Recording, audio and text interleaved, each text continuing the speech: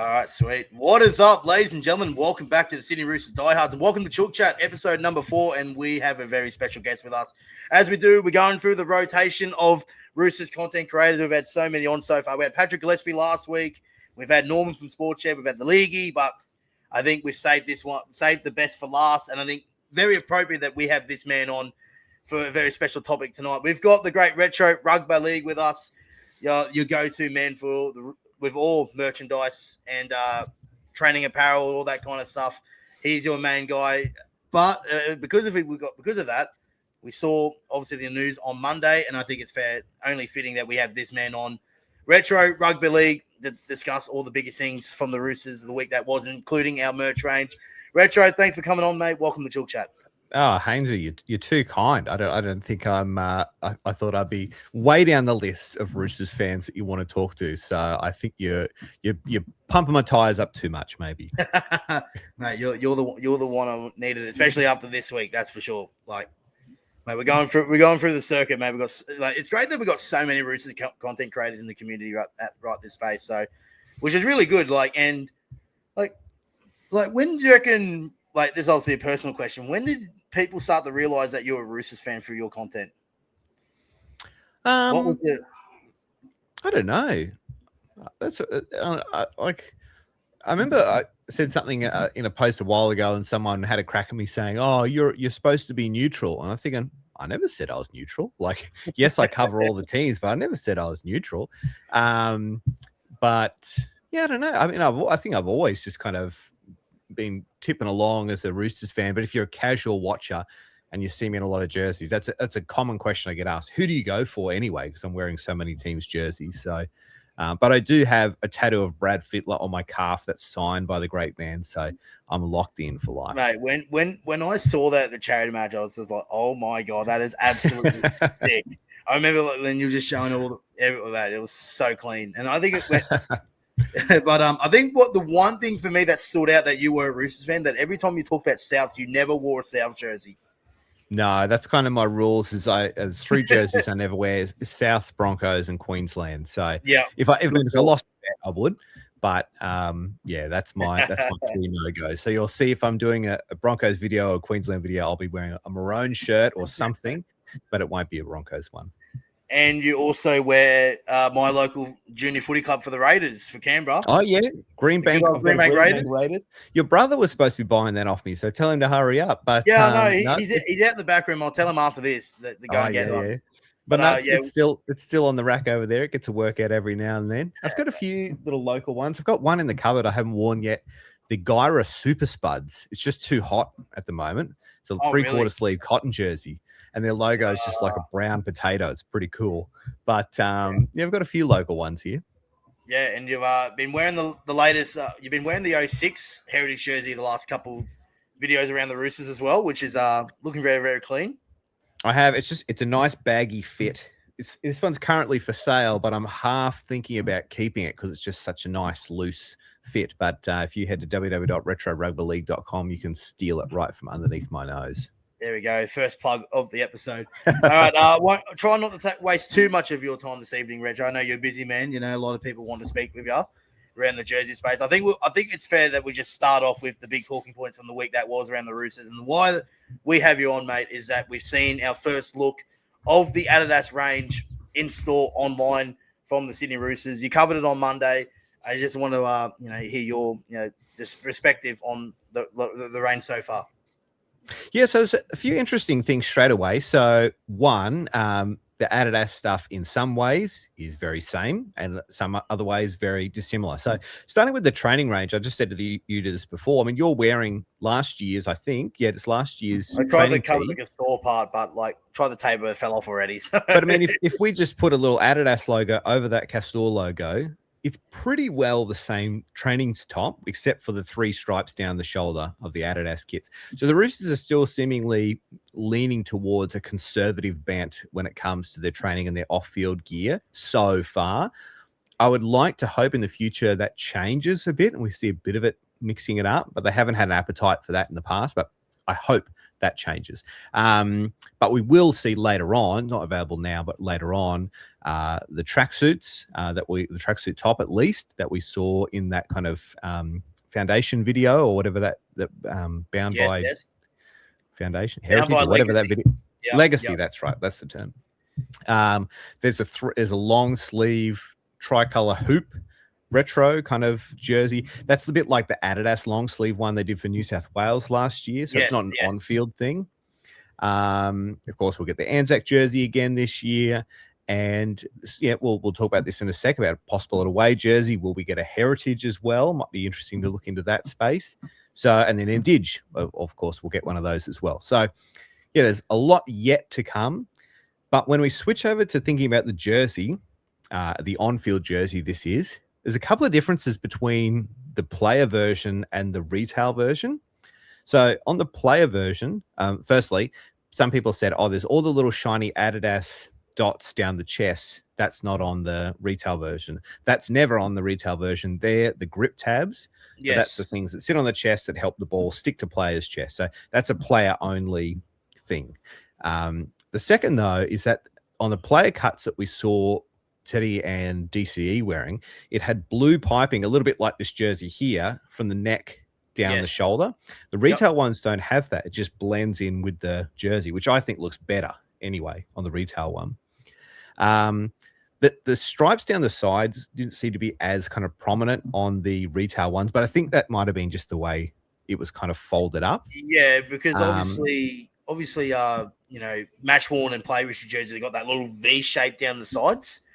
So you'd say that might be easier to stand out more with the three lines? Yeah, but it did that. Those three lines were pretty consistent in the images we saw, pretty consistent all the way down the rib. So maybe it's a stretchier side panel. Maybe it's just because the fact it was like tight on the players, you got to see them more. But they are there. They will be there on the retail ones.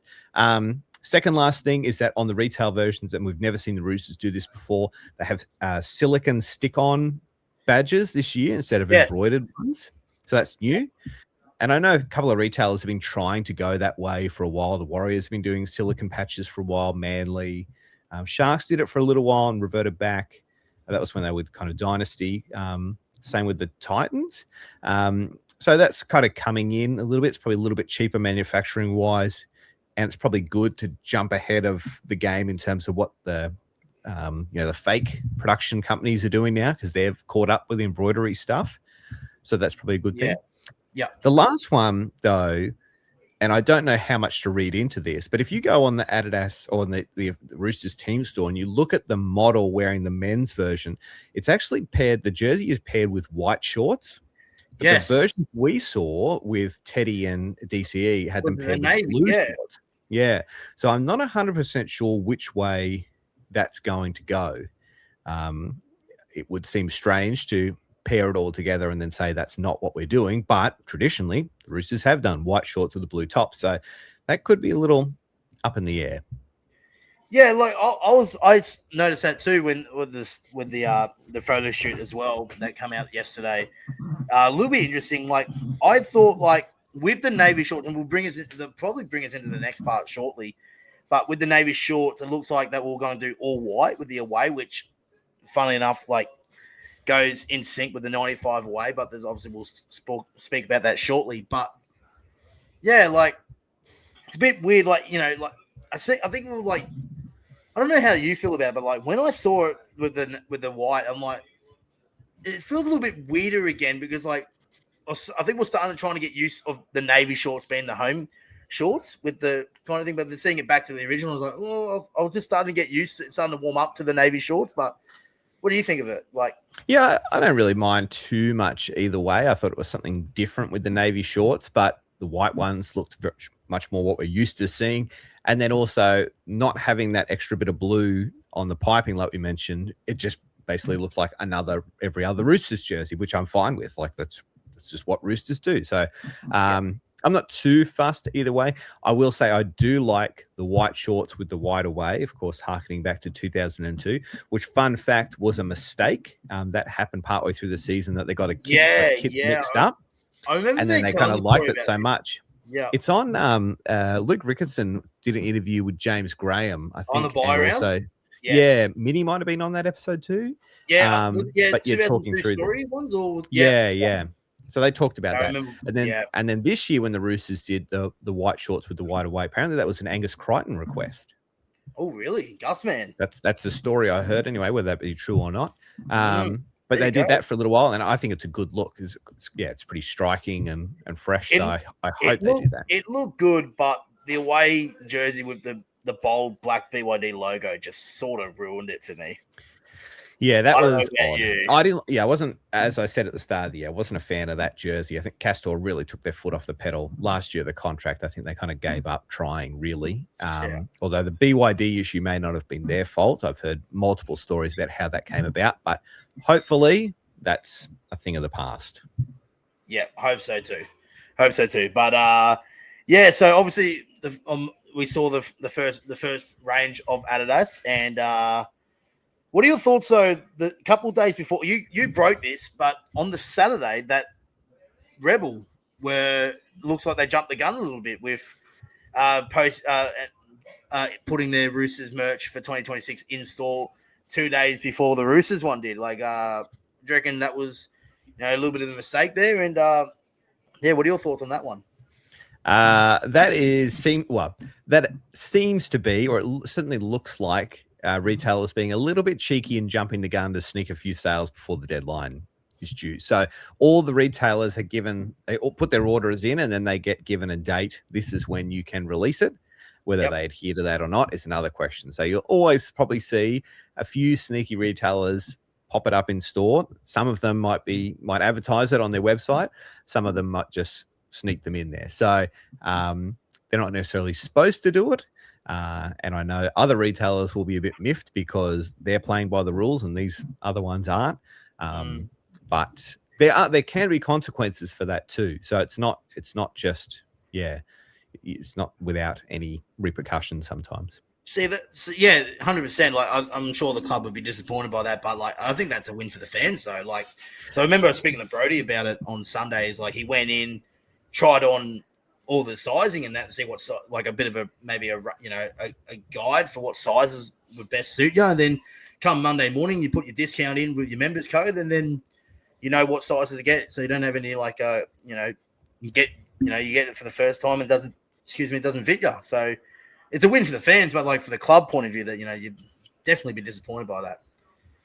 Yeah, and also I don't think Adidas. Well, yeah, sometimes the way that goes about. I mean, you might recall last year there was the bit of a kerfuffle where all the New South Wales gear appeared in New Zealand Rebel Sports before it even was released in Australia. Yeah. So someone stuffed that up bad. So yeah, sometimes those kerfuffles happen. They seem to always be 1 or 2 or 5 a year, but yes, that's just seemingly part of life. Yeah, 100%. Now, obviously, you did mention the New South Wales Blues, and obviously this year, sorry. I don't know. Like, I'm still in that time zone now where when the season ends, I'm thinking about last year was this year kind of thing. Oh yeah, I'm with you. I've been living in 2026 since October. Yeah, so, me too. Yeah. But obviously, this year's Blues range compared to the first, what we've seen from the Roosters range, are we seeing very, very similar designs or a little bit different? Very different. So, I mean, I haven't got my hands on any yet. As you and I were just talking, I'm hoping to get something by the end of the week. But from the discussions that I've heard people say, firstly, everyone who's grabbed anything this year, Roosters-wise, the first comment they make is the quality feels really good. And apparently also the colors are much deeper. Someone made a comment that the red is significantly deeper in the Adidas kits. And sometimes that comes down to the way the jerseys are made and the colors that the companies and the manufacturers have. So some may have access to a different shade of red, or that's the different shade of red that they use. So that's one comment straight away. Last year's New South Wales stuff, it was okay, but it just came off a little templatey. So it was very rugby union-esque with that kind of swishy collar, the stripes down the side. All the logos, even on the player cut ones, were like heat pressed on. It all felt a little rushed and last minute, and maybe it was. So I would hope that we'd see a step up in that department. But from what we've seen so far with the Roosters gear, It seems to be good quality. Yep. I think the polos and stuff are a bit template-y and stock standard, but yeah, the on-field stuff and some of those retro-y things that we've been hinted at seems to be pretty good. Yeah, and obviously talking about in the pre-show, what's it? In the green room. Green room, that's it. That's the one. Obviously, we're talking a little bit about what else is in the range coming forward soon. But my question though, with the syndicate, is it syndicate or silicate? Kind of with the logos and that, like silicon. Yep. Silicon. There we go.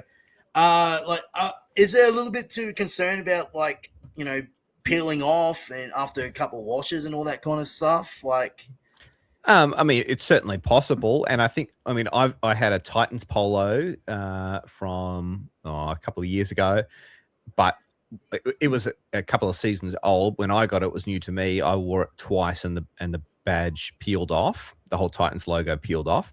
But one, it may have been stuck in a dryer, so don't put it in a dryer. And two, that was, like I say, a little bit old. So I think we have come forward a little bit since then. It certainly is a risk. Obviously, embroidery is just stuck in there, but sublimation. And when we talk sublimated, that means it's printed. It's actually printed into the fabric of the jersey. So it's like printing, something on your printer that it's like the ink is just injected straight into the paper. That's sublimation.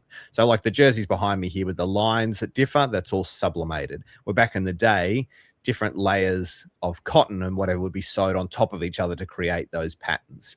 Okay. Yep. Which, fun fact, is why those jerseys in World War II were banned, because it used multiple levels of cotton to make the hoop jerseys, and why everyone went to a V. That's why the Roosters eventually went to a V. So, bit of history corner for you.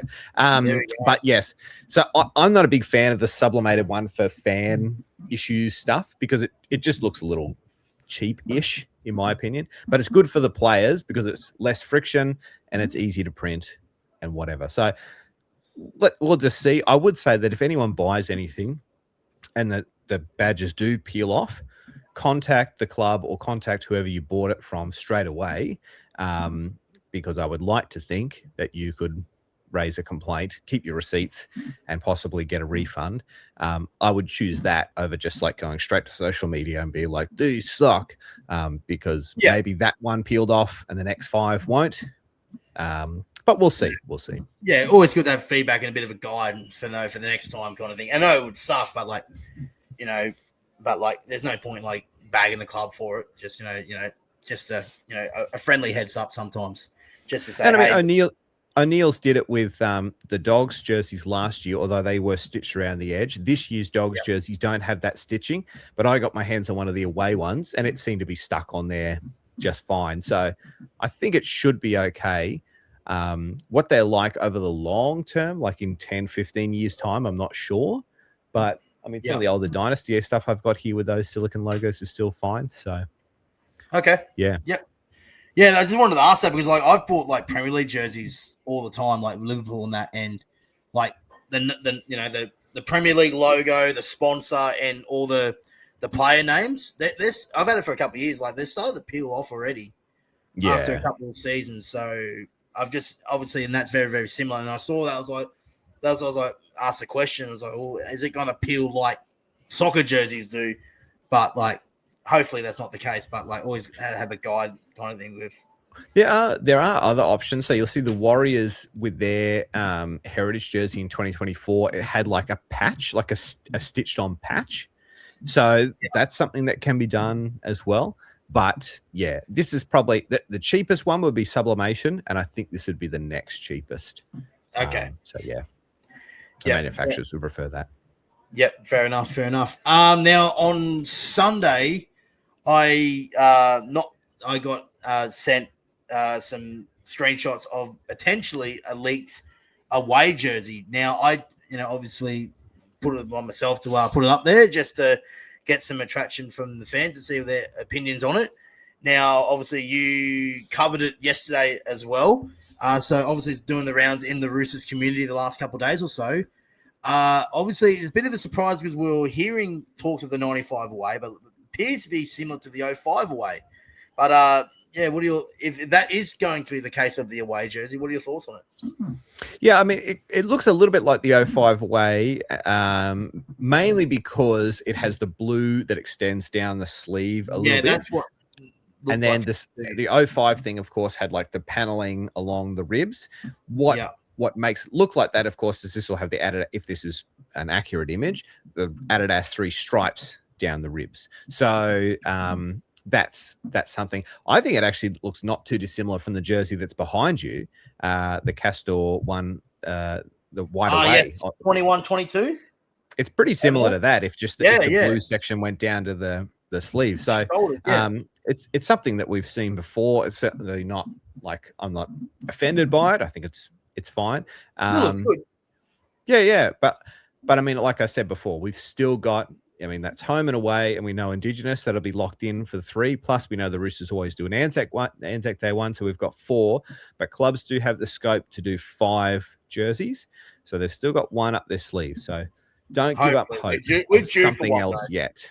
We are due for one. I think the last one was 22 with the 02 replica.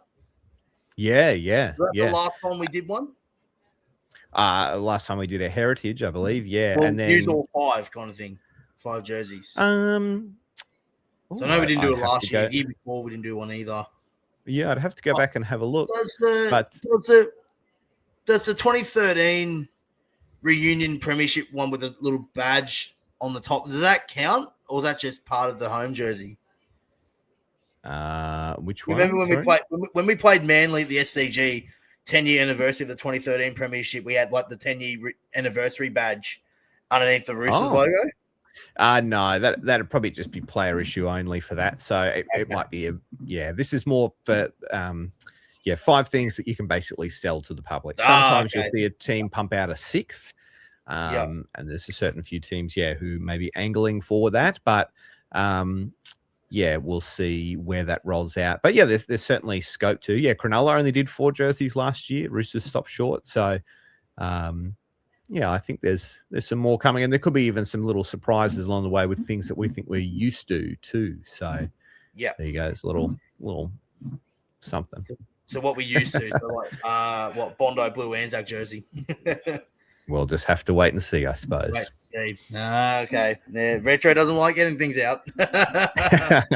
Does it? He's not hiding anything. He's hiding in bits and pieces. Fair enough. But look, like obviously we got the 18 heritage jersey behind me. It was the last time we did something similar, which I believe, just going off sync, I reckon around 27, 28 we'll see those return. Obviously it'll be around 120 years of the Roosters. So you're talking about 2027? 27, 28, I reckon we'll have those ones there behind me return, I reckon. But maybe. The original 1908 jersey was the red one. Yes, so I love to see, the red or blue. I love to see the red one come back. We haven't done that in it was similar to an Anzac design though in 2020, but like the last time we fully done the full heritage one was I'd say 2014, but we had like a similar alternate one in 2016. But I'd love to see that come back as well. I mean, the one I want to see redone, and I don't know why we haven't. We just haven't really needed an alternate. But remember, they only did it for 1 year. 2016, they had the red alternate, so it was almost that's what I was talking about as well. Yeah, that was different to the heritage one. Yeah. Joey Manu actually debuted in that jersey against the Warriors. Yes, so I was thinking at the time when he pushed Bevan French over the sideline against Parramatta. He did wear that. They wore it twice, but that was the first time they wore it against the Warriors. Yep. So they only wore it in that 1 year, and they wore it twice. Yeah. Yeah. And the Warriors might have worn a black jersey that year in that game. Anyway, whatever. But I love that kit, and Roosters fans really love that kit too. So I'd love to see that come back. I've been making a pitch that, the Roosters said this year that they're going to, and they've said it before, they're going to stick with that Bondi blue jersey for Anzac Day. Personally, I'm not a fan of that because I don't believe that is the original Anzac jersey. There were other jerseys worn before that, during conflicts, before conflicts, after conflicts. The original that you said before, the V jersey style that would happen during the Second World War, I think that happened in 1940. 42 or 44. There was years before that where they were still wearing the hoop design, and after the war ended, they went back to the hoop design. So that was a thing in a place and time, but it's not the only thing. In World War One, they were wearing hoop jerseys. During the Vietnam War, the Afghanistan War. So I think there's other things that can be done. But if they are intent on saying we're sticking with the Bondi Blue, the Roosters actually have, and you can go and look at this, an Anzac honor roll on their website, and all the people who played for the Roosters and fought in the First or Second World War, and so, or possibly even after that. And so, I would like to see every year for the next 100 years, well, one of those people's names picked out, and then given representation. So, like in the same way we do with Indigenous, exactly the same thing. That's a great idea. So it doesn't even have to be something big. It can just be pick one sleeve, and the sleeve has, a symbol of their like unit, a popping sleeve kind of thing.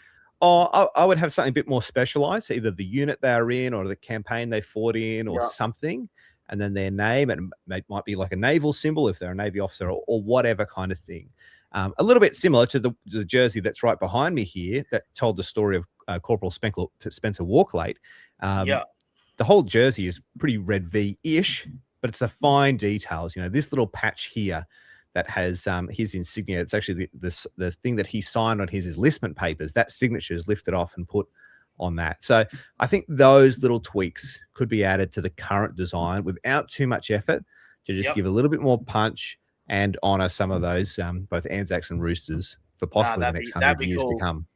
Yeah, because I agree with you. Like I love the Bondi Blue. It's such a really, really cool design. But like the fact that we've used it for the last 5 years or so, like I think it's it's great. Like, and I love how we honor a significant time in our club's history. But like we're a club of over 110 years of history. Like I'm sure we can think of something else like you've just mentioned there, like as part of the design. And the thing is though, we haven't worn the Bondi Blue every year since the Anzac Day was installed for rugby league since 2002. We've worn different designs. We've worn heritage jerseys. We've worn Anzac jerseys / heritage jerseys. Like remember 2019, that one there behind me had like all the army troops and poppies and that. We saw like a red design in 2020. So we've done it before. I know it's significant for our club. I'd love to see a little bit of a change as well. I know the Roosters have an appetite for everything that they want to do. They want it to have meaning or purpose. So I can understand that. And I think 100%. Gone are the days, and gladly so, of just camo and silhouettes for the sake of it, because we just couldn't think of a better idea for Anzac strips. The designers and the public have grown out of that and are doing far better things. So we don't have to rework the whole wheel. But I think there are just simple things that could be done. Like I said, I don't mind the Bondi Blue, but I'm not sold on that it's the only Anzac story that we have to tell. I think there's far more stories. But if we are going to tell that or through that lens, let's twist it and give honor to those Anzacs past. And it can even go through to this day. 100%. I completely agree with you. 100%. So hopefully, obviously a lot of anticipation of what else is going to be installed now. I believe that January is going to be the next batch of the Adidas drop. What do you reckon that we might see in that drop? If you've got any ideas on what we might be able to see? Well, I think by January or some point in January, we'll see an away jersey. So we need to see that by, February or whatever anyway, because we'll start getting into trials and things. So 100%, I think that will happen. At what point in January? I'm not 100% sure. I'd probably say if I was just guessing, and this isn't me having a secret information, I'm purely guessing. I mean, generally people start going back to work on the 9th or something like that, the 6th. So I'd say maybe between the 6th and the 13th, I think you might see something. That would be just a pure guess. But I think by then we'll start to know exactly what's coming. And then there might be a few other little training-y bits. You might see some stuff pop up on players and things. Some things though that you'll see in training will be player issue only or staff only. So I don't know of those things, but like the Broncos, I know have a white training tee that's staff only. So that's a possibility too. Yeah. Okay. Yeah. Well, obviously a lot to look forward to.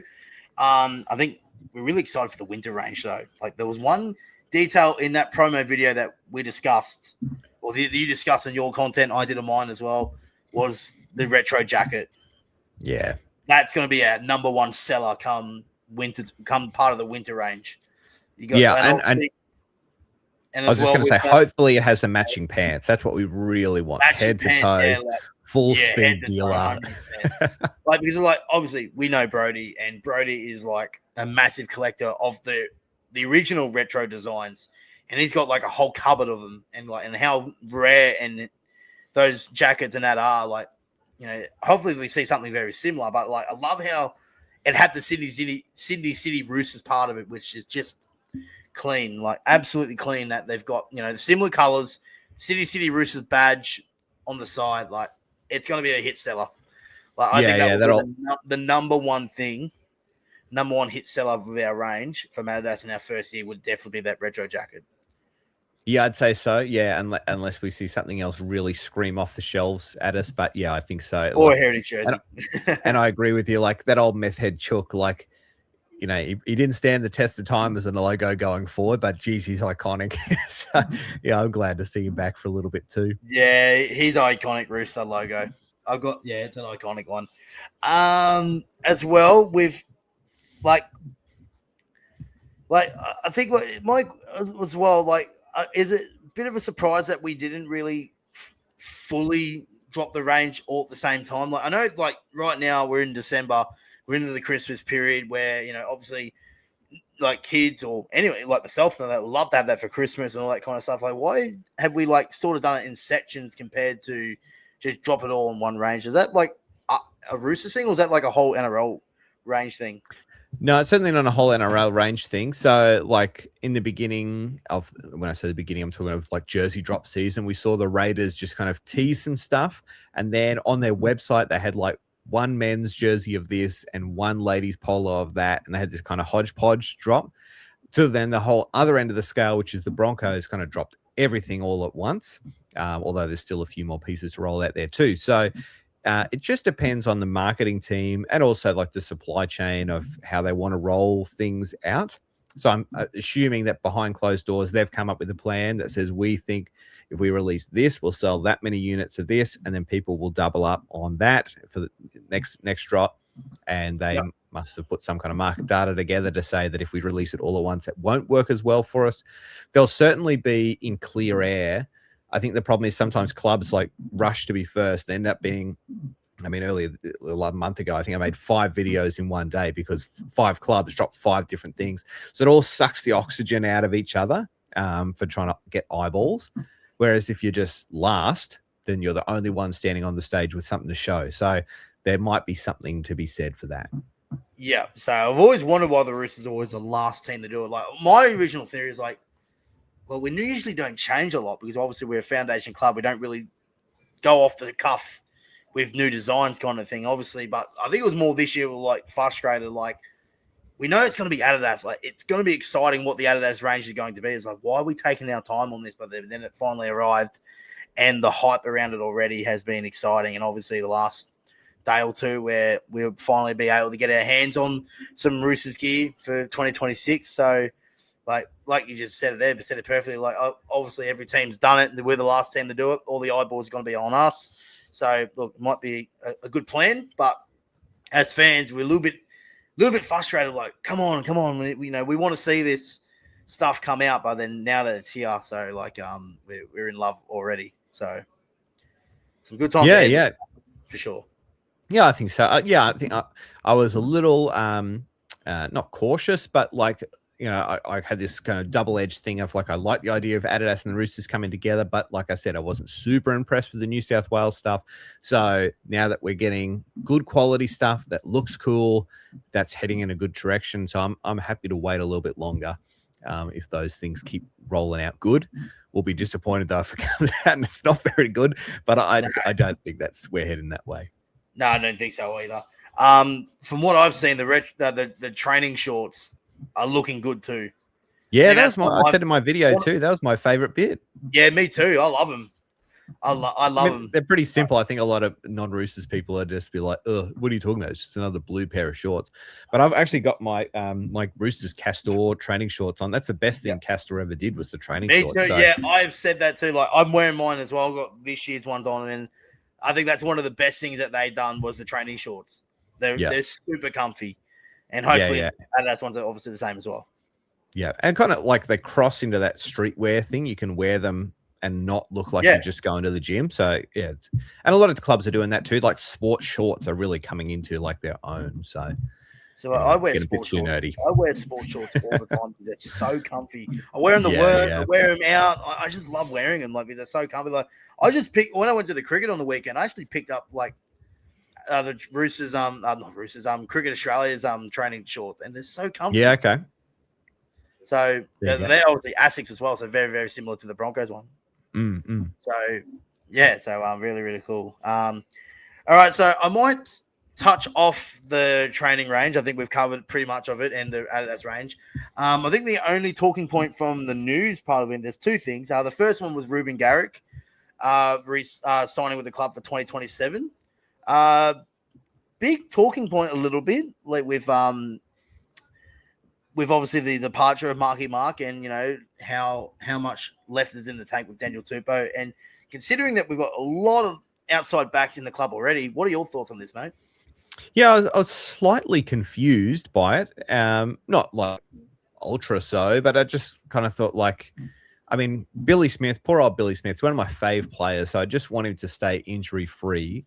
And his injuries that he's getting don't seem to be like compounding. It's not like the same thing, exact same thing again and again and again. Different one every time, yeah, I'm hoping that we see injury-free season from Billy and he just goes wild. But yeah, I just kind of thought, was that the area that we needed to spend money on? I don't know how much we got him for. Maybe it's you know, it sounded like it was another deal in a car. We seem to be in love with giving away cars at the moment. So we love signing reach out.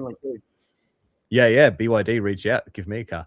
But yeah, like I'm not against it, but it wasn't like, aha, that's the missing piece that we were going after. The interesting thing is that this whole off season with that news and the DCE news, no one's talking about Reece Robson at number 9. I said that last week. Yes. Yeah, I think that could be a big revelation. I put a reel up on it last week, and I said that I was like, I reckon he's going to flow right under the radar. Like all the attention's on DCE. Reece Robson has no media attention on him whatsoever, and he's not like a nobody. He's the current New South Wales hooker, and no defends like a champ. He's Jake Friend 2.0. 100%. So I think someone said it to me in the comments. Like he reminds him of a Simon Benetti as well. That's a throwback to the O2 side. Simon Benetti. Yeah. Like, very very similar players. Just a tackling machine. And I mean, like, I could see a world where in the future he becomes like a Cam McInnes and shifts to a lock kind of position. Oh, really? With Reece Robson? Oh, yeah, I think so in the future. Like, he's a tackling machine and he'll do the job for you. But not right now. We don't need that right now. So, we obviously today, Connor Watson has declared himself that he wants to be the number 1 lock at the club in 2026. Are you happy with that?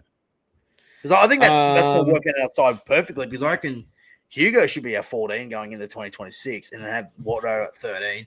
And then with the courtesy of that, we can rotate between Robson, Watson, and Hugo Savala as like they can fill in 9, play 13. Like, you know, instead of having like I said, I love Benaya. He's a great player. But having a guy that can fill in multiple positions in the forwards, like a Hugo Savala can then also play in the halves if needed, instead of a Benaya who's sole position is a hooker kind of thing. So it makes more variety on the the side kind of thing. I suppose it just depends on what you want from your lock. So do you want that dynamic like Isaiah Yeo style figure, so a forward who can ball play? Then you're probably going to lean to Victor Radley. Do you want just another big bopper? Then you might put Nafu White there. Or do you want just a maniac who's just going to run around on tired legs? Well, that's Connor Watson. But generally, you don't start that way. Generally, you don't start with that maniac at 13 from the get-go unless they've got a bit of size about them, like Luke Lewis, I think, is the ultimate guy in that field. Yeah. I mean, the number one lock for mine is Cam Murray. I actually think he's a better lock than Isaiah Yeo. But it just depends what you want out of your team and how you want those pieces to work. Of course, like when we had Brandon Smith, like he seemed to do better on less minutes, so you needed another replacement hooker.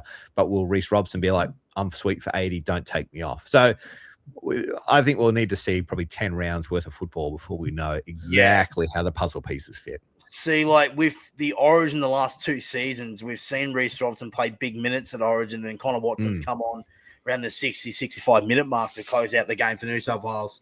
So would that be the play that Robbo might lean on from past experience from Origin?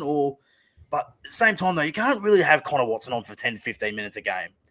He can come on in the middle stages of a game around the 30, 35-minute mark and play till the 60, 65 and like create that, ruck speed when tired forwards are on.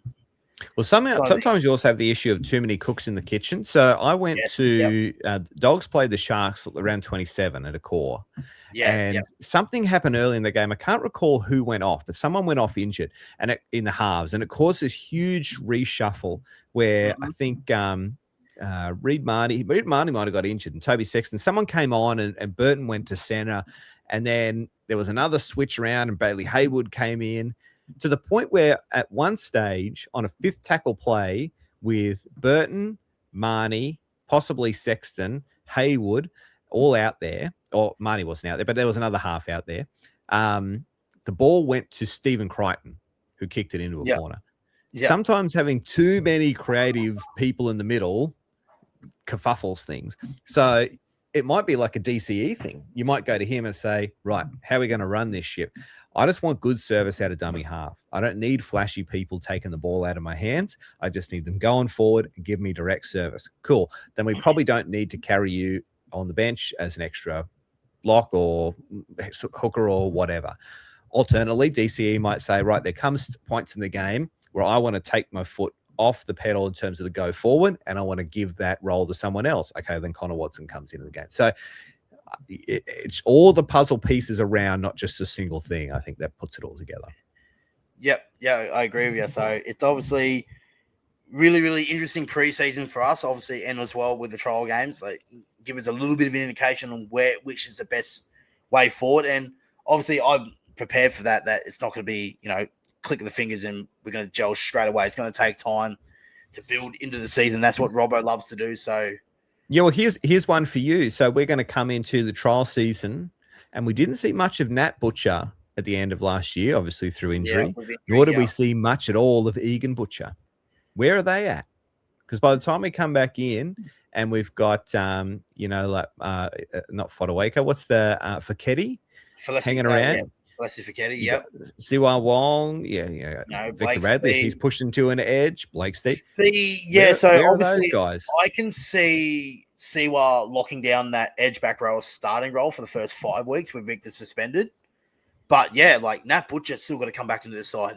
Yes, Egan Butcher played majority of the back end of the season, but still undeciding on where he fits into the team. Blake Steeps, Leslie Fiketti, like a Taylor Lasalu. Angus Crichton to fit in there too. Yeah, Gus. Well, Gus is on that left edge locked in, I think. That right we're edge. Pretty stacked with like kind of second rowers and stuff. And then Fu White's come in as like the dominant guy. You've still got Spencer. So we're running out of spots to put these guys in. I'm a big Nat Butcher guy. That's why I spoke last week. Even though I love Gus, like Gus is like, I've got a personal connection with Gus. I love him to death. But if he does go to rugby, I'm not like a couple years ago where I'm devastated to the point like what we're going to do without him. We've got so many options that if Gus does decide to, play rugby and finish up there, it's going to create a hole, but it's not going to create a massive hole where we can't fill. We can easily fill it. Not to the extent of a talent like Gus, but in a guy that can play that role like a Nat Butcher, like an Egan Butcher and the likes. Yeah. Yeah, I just wonder, like, the guys that we're used to seeing all the time, but they've had that big break. Will that kind of be, the game of rugby league moves pretty fast? Will they be left behind? I hope not, but a space to watch, I suppose. Yeah, so obviously a lot of competitive spots to be filled during, obviously for round one. It's going to it's going to be a very, very interesting round one lineup. Like, we can't really put our hands. We don't have like a locked in 17 because there's so many spots available for competitive for players to get in and get, and lose. So, which is good. It's healthy for the squad, and it's obviously going to, toss a turnaround like what the side's going to look like. I think it's actually glad though that we do a team list Tuesday because we know on the Tuesday what the side's going to sort of roughly look like. But could you imagine being like on a Saturday, like we play on a Sunday, on Saturday we have no idea what the team. We have a squad. We don't know what the 1 to 17 look like. That it'd be great for content, but not for like obviously analysis of the game kind of thing, like who the hell is going to be. Well, I mean, we did that. We only used to do that only not too long ago. It's the intervention of gambling into rugby league is basically the thing that's changed that. So you can thank your friendly neighborhood gambling sponsor for that. Yeah, definitely. And the last thing I wanted to touch on before we let you go, don't know if this is true or not. I'm actually annoyed by this. Tino being linked with the Roosters. I don't know if this is true or not, but I said it on Monday. I just can't see a world where we sign Tino. We just mentioned a little bit of a, what's the word? Congestion for spots in the forward pack. Like, where are we going to fit Tino into this if we do go after him? Like, what? Like, I just can't see the value of it. When even though he's a great player, one of the best forwards in the game, but we've got so many forwards, up and coming young talent coming through, and veterans like the Victor, like the Nat Butchers and all that. Like, how do we fit Tino into this side then?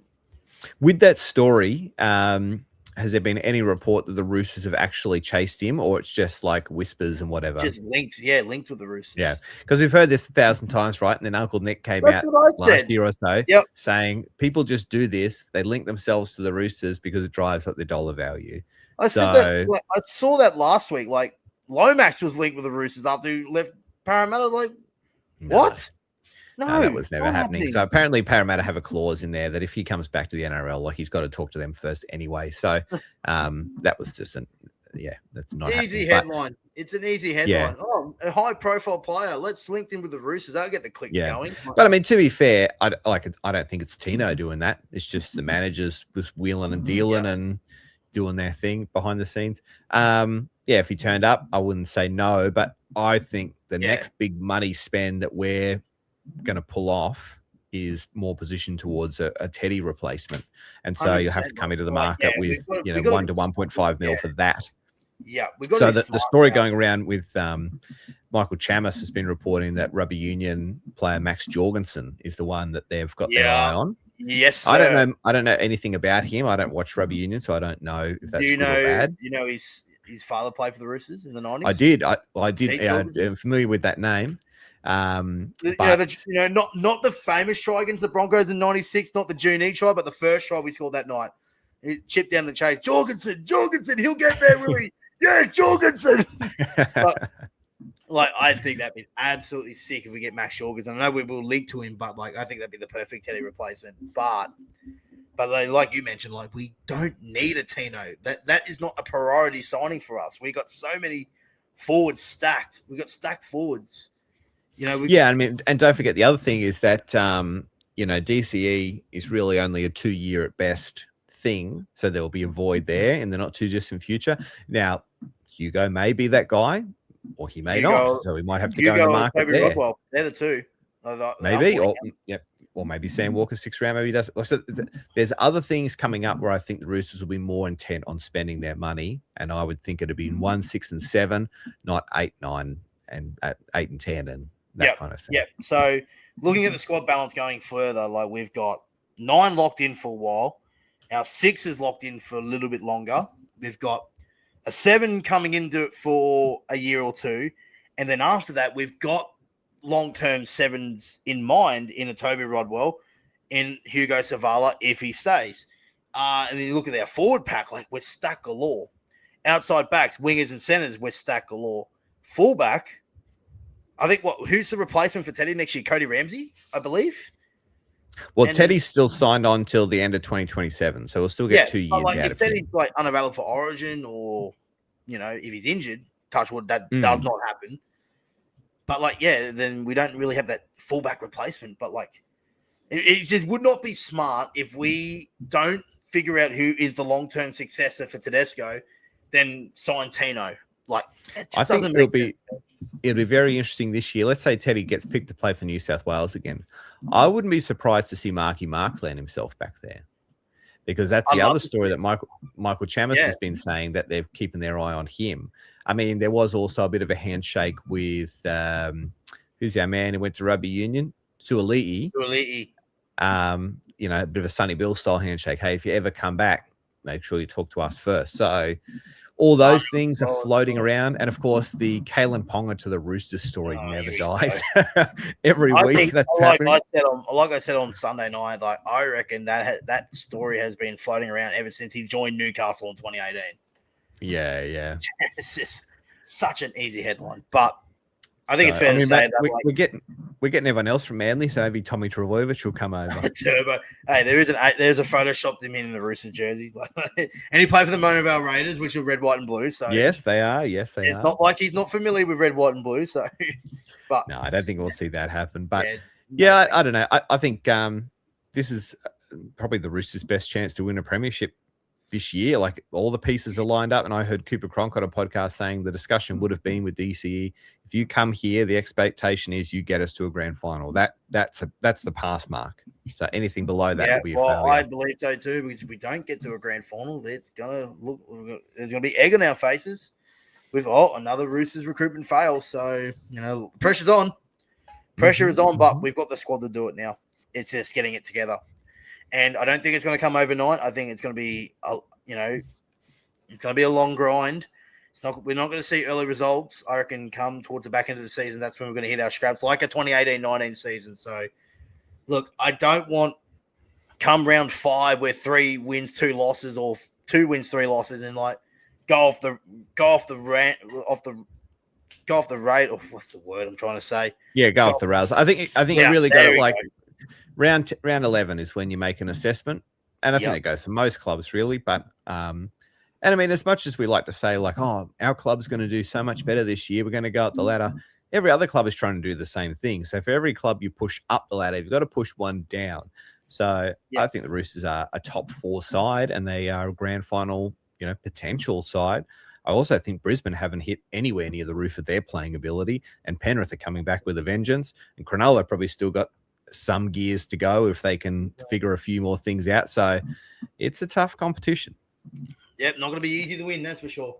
It's got to all fall into place. Well, I think that might wrap us up, mate. I really appreciate your time coming on, mate. Obviously, Retro Rugby League on Instagram, TikTok, and your website as well for all your updates and news around NRL gear and training apparel and all that kind of stuff. And obviously with Retro Designs as well on his website to, buy and sell, trade kind of thing. So he's, man, the go chat, talk up. But I really appreciate your time, mate. I know it's a busy period for you. We're seeing obviously a little bit of a teaser of your collab with the Dragons that come out today. So congratulations. Yeah, that was fun. I just filmed that by myself in the living room, or in the dining room.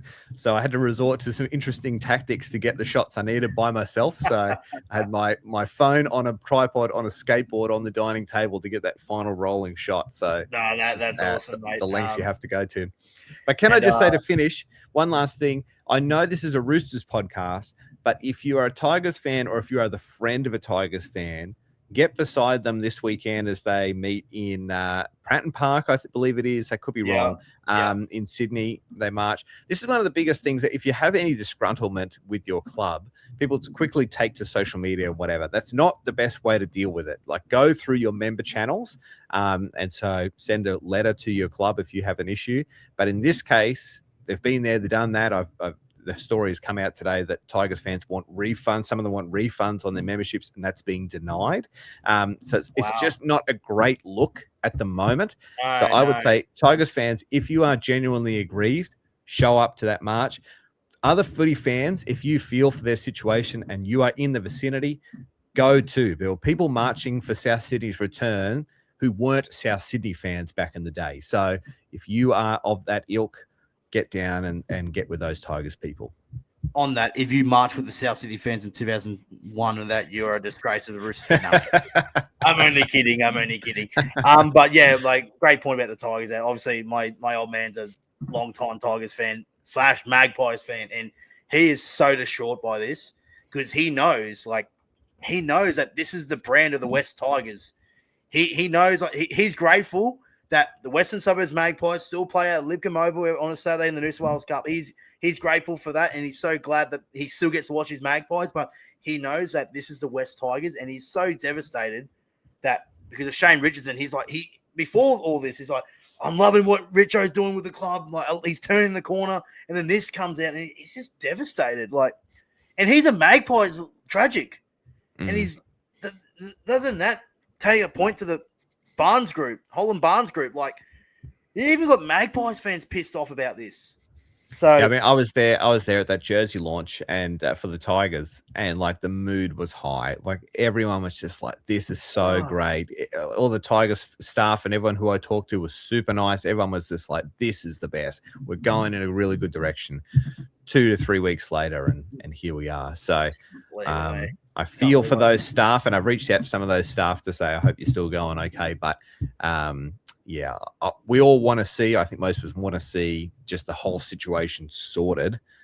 How it gets sorted may not be so simple, but yeah, when we talk about who's going to be the next CEO, Mestroff or whatever, I don't think that matters until we sort out the back end. So yeah, hopefully it's a smooth transition of power, which I don't know, but hopefully the Tigers don't think so either. It's just hopefully that come March it's all settled and they can get back and focusing on footy, because there's a lot of potential with the West Tigers on field in 2026. But I think this is the scratching that's gonna unravel, unfortunately. So obviously time will tell. But yeah, Tigers fans, if you want to have your say about the whole situation, head down to the march. Where was the place of the stuff where they're going? Look, I don't know because I'm not super familiar with Sydney, but I know it's going to end at West Ashfield. I thought the name of the park was Pratton Park, pardon me. But if you go and check out guys like